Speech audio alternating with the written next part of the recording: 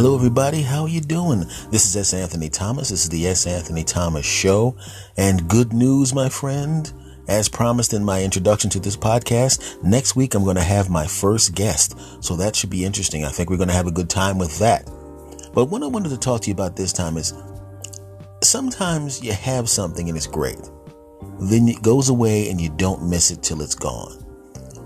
But here's a little addition to that. Sometimes when you actually get the thing back, you literally appreciate it 1,000 times more than you ever did when you had it in the first place. That's what we're going to talk about this week. And it's going to be fun. So, are you ready to do this thing?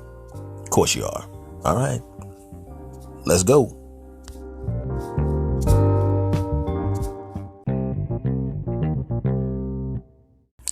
All right, everybody, let's get started with this thing. Now, obviously, you know what the title of this is because you read the title when you clicked on this and when you subscribed to this pod.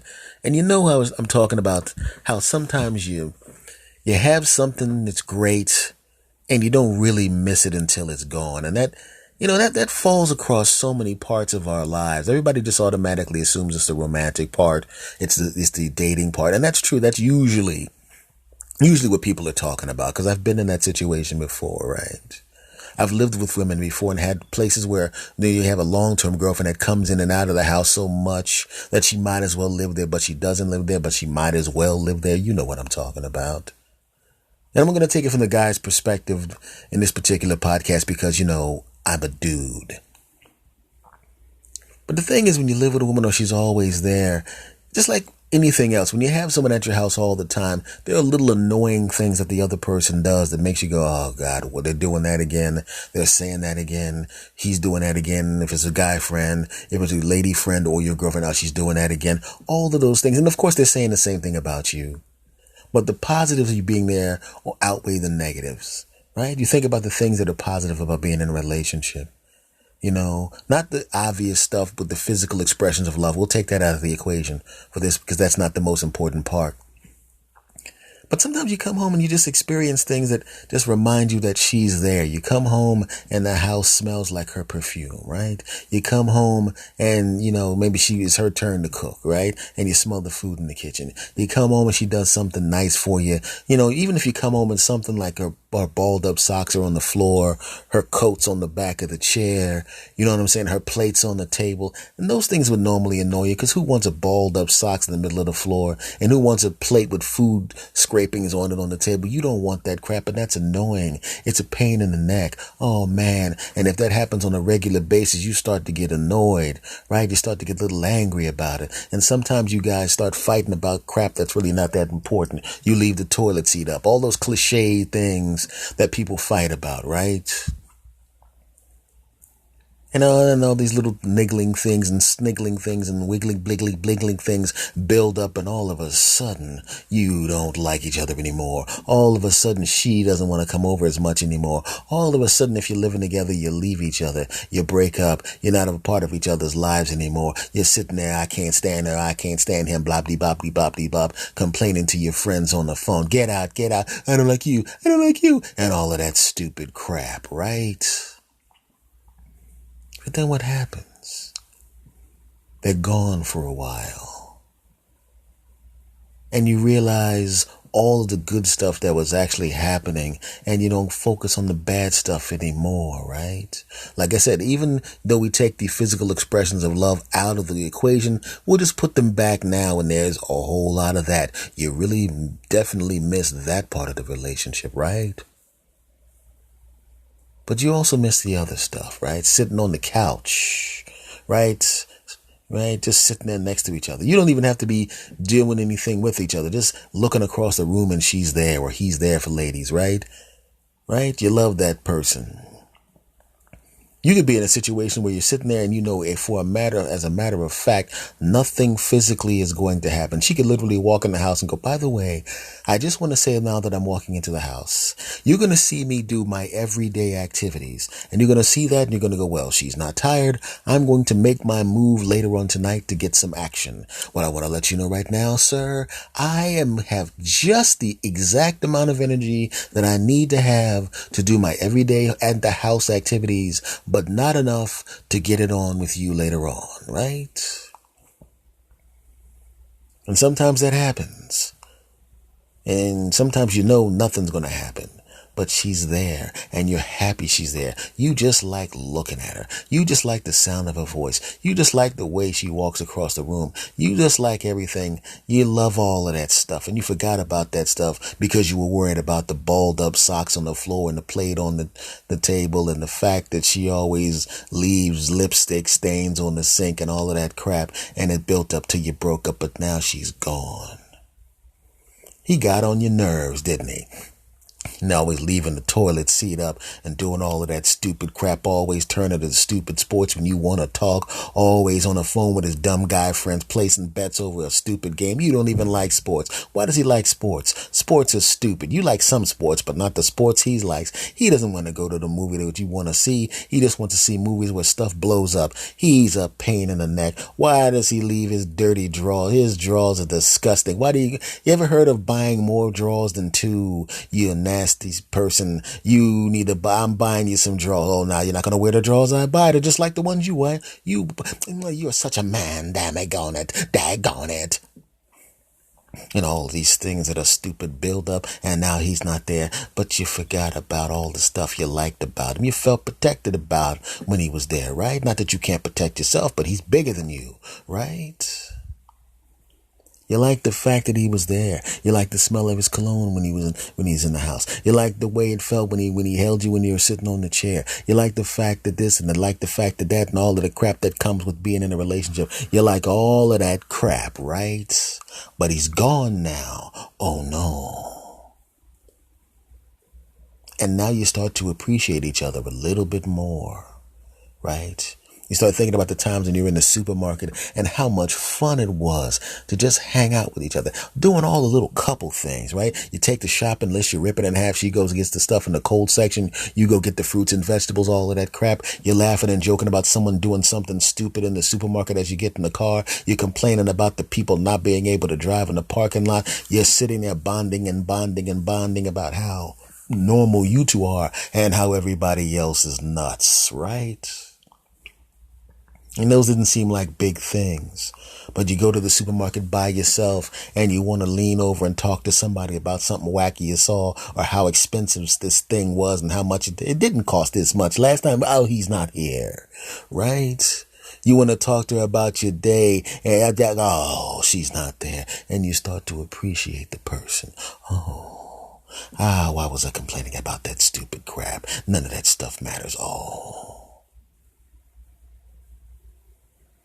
But then sometimes you wind up getting back together. You get back together and you realize all the stuff you were complaining about was really dumb, right? Everybody's a pain in the neck at some point. Everybody's a bit of a pain in the neck sometimes. It's part about being a human being. Everybody's a huge pain in the butt sometimes. But now that she's back and you remember how great it was, now you're back in the supermarket complaining about everybody, how everybody else is an idiot. You're doing all this kind of stuff and it's really great that you're getting to do this stuff and you appreciate her more. And you appreciate him more, right? And in addition to that, like I said, physical expressions of love. You can do all of that stuff again with somebody who knows how to do that stuff the way you like the stuff done, and you know how to do the stuff she likes done, and you know how to do the stuff each other like to get them. A boom, boom, jiggity, boom, the boom, jiggity. You know what I'm talking about. And you appreciate each other 1,000 times more. But that's on the romantic side of things. Sometimes it's not even the romantic stuff. Sometimes it's like in my particular case. Now, granted, what I just described, I lived through that several times in my life. In my 50 years, I've had that experience that I just described in the first minutes of this several times. But just something very, very recently, something not even as important as a relationship, something as silly as I got my laptop back. I literally got my laptop back, and as you could hear, if you could hear that clicking, I just got a text from a relative in the middle of this podcast, but that's all right. And that relative, I appreciate the fact that they're not here. No, I'm just kidding. Let's get back to the pod. So I appreciate I appreciate my machine, my laptop more. I had my laptop and I loved my laptop and I did my podcast with my laptop and all the other things that I do with my laptop, and you get used to the screen of the laptop and all of this kind of crap. And then it finally fell apart. Now, I relied on that thing so much that when it finally got to the point where it just fell apart and it couldn't work anymore and it wasn't worth repairing, unless you're a person that literally just loves working on computers, or you're a computer head and you can just rip the parts apart and make something else, and I couldn't do that. So I had to podcast with my phone and podcast with, my tablet and try to edit them it was just a really big pain in the neck. And everything I did took 55,000 times longer. Oh, right. And the laptop was just sitting there broken.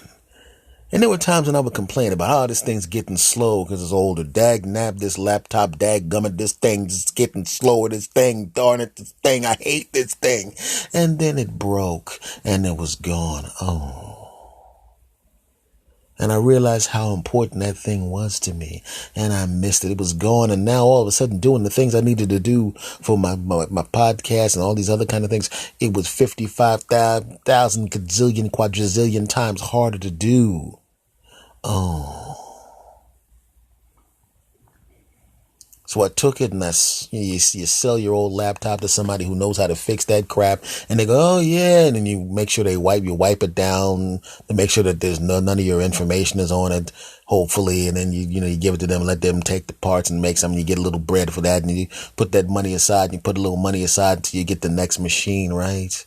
And the whole time as I'm putting the little money to the side to get the new machine, I'm looking at the space on my desk and going, oh, that's where my baby would be right now. Oh, right. You caress the desk and just think about the love you had for your old laptop, how you had those times, right? In your mind, you have the little montage like you'd have in a sitcom where the person is thinking about the good old days with the ex-girlfriend when at the time they weren't the ex-girlfriend, they were the girlfriend, right? And you're running on the beach, love, I love touching your keys, you had the best USB ports, and everything's going in slow motion and all of that crap.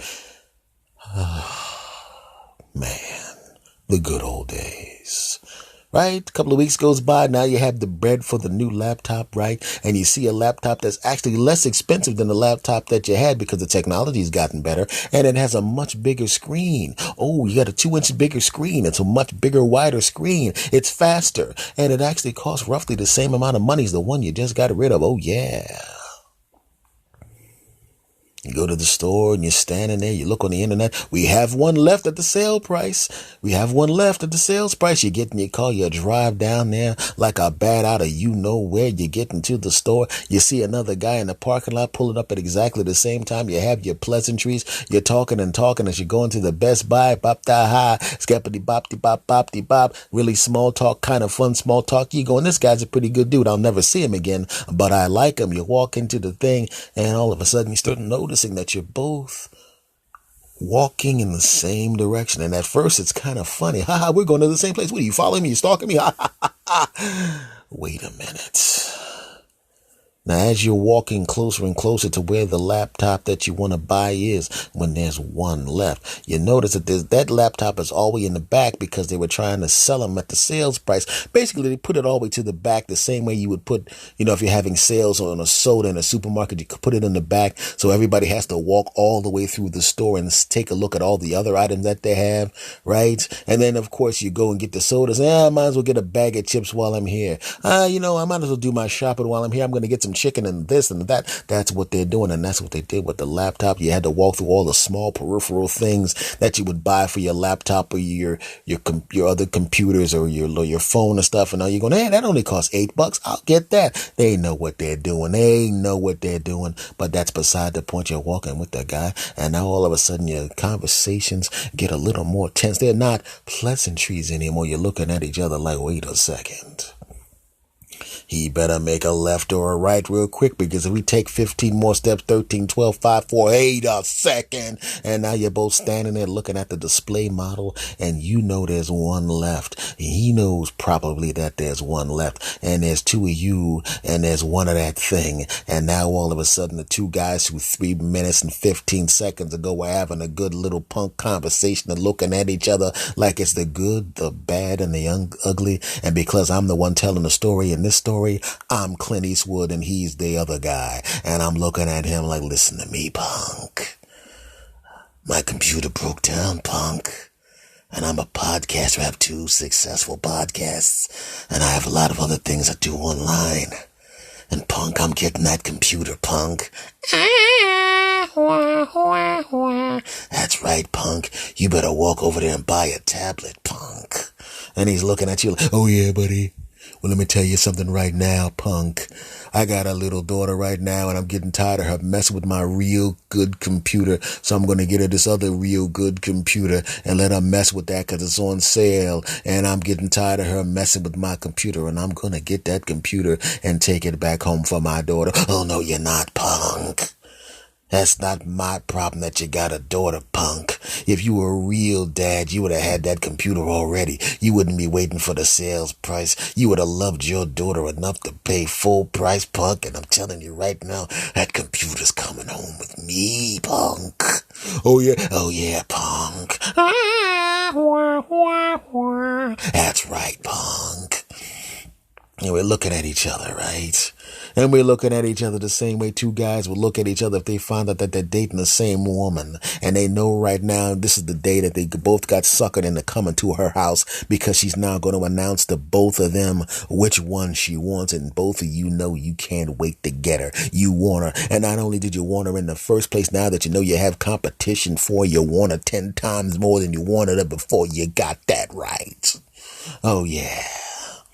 The sales guy's walking towards us, and we're looking at the sales guy, and we're both in our minds trying to figure out a way to convince the sales guy to give us the computer, because there's only one left, and there's no way in the way. I mean, we're going to decide which one gets the computer? We're going to have to try to befriend and the sales guy is coming, and he's looking pleasant, and I'm going, I'm a pleasant guy, and he seemed like a pleasant guy until he was the only one in the way of me getting this laptop, that sucker.